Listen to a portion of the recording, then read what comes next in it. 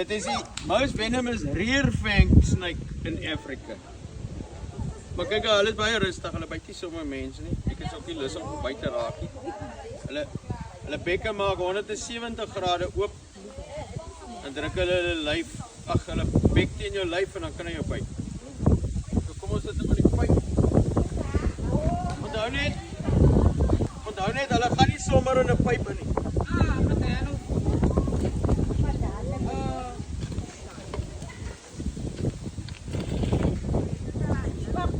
Dit is baie maklik.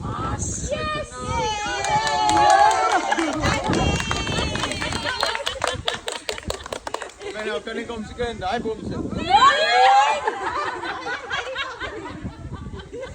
Is jy bang vir slange?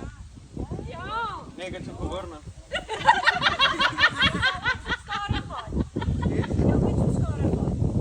Ja, nogal baie maar ten minste lag hulle. Hulle hou die pad af en jy sien dit is stof. Dankie vir